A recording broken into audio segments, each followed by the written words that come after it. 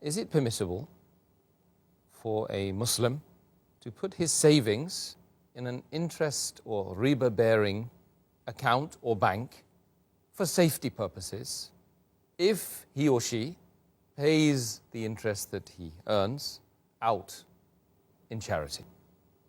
Most of the scholars, they say that if under compulsion, especially if you're a non-Muslim country and for safety reason, you can keep your money in the interest-based conventional bank, but whatever interest you get, you have to give in charity without seeking the reward of Allah, because it's haram. Most of the scholars say that, but I personally, I disagree with them. That's my view. I agree more with the view of Sheikh Utaymi.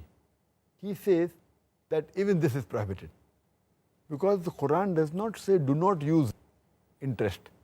If the Quran would have said do not utilize, do not use interest, then the verdict was right. The Quran said don't involve in riba. Don't take, don't give. So if you have to give in charity, first you have to take from the bank. So I disagree with that. If you have to stop the system of riba, you have to totally ban this system. We can't say they'll put for safety and then I'll take the money and give on charity. Indirectly, you're encouraging them.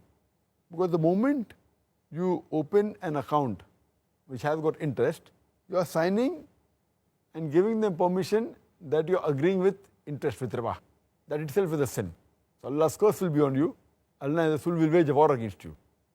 Because I ask this question and I say to these people who say that you can put in the bank and give in charity, that suppose I deal in drugs, in cocaine, in brown sugar, and suppose I invest $1 million. Every month I make a profit of $1 million, and the complete profit I give in charity to the poor people. When I asked, is it allowed? They said, no, it's haram. I said, why? Because dealing in drugs, cocaine, brown sugar is haram. So when dealing in drugs, cocaine, brown sugar is haram, riba is a bigger haram. Because if you deal in riba, Allah and Rasul will wage a war against you. So when you're giving me permission to keep in the bank and deal with riba for a bigger sin, surely you should give me permission for a smaller sin. So therefore I disagree that if they really want to keep for safety, they can very well keep in an Islamic bank.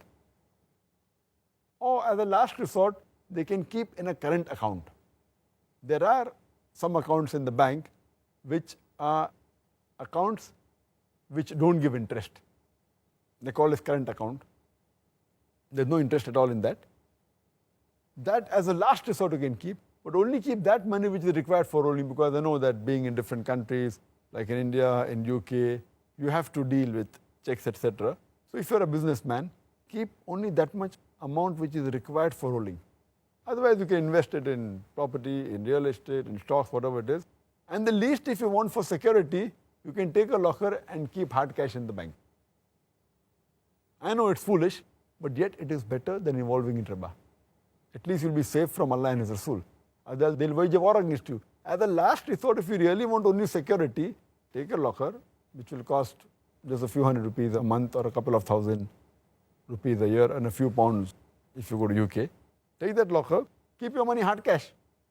Declare to the government, no problem, but keep hard cash if you really want security.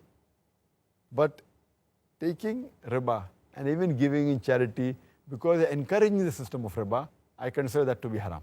Okay, I mean, in the UK, alhamdulillah, we do have a few banks now coming up, by the way. So may Allah subhanahu wa ta'ala help us to encourage those organizations to do non-interest bearing. Pray to Allah subhanahu wa ta'ala, may these organizations be on the straight path. Ameen. And see to it that they're truly interest free. Inshallah. Inshallah.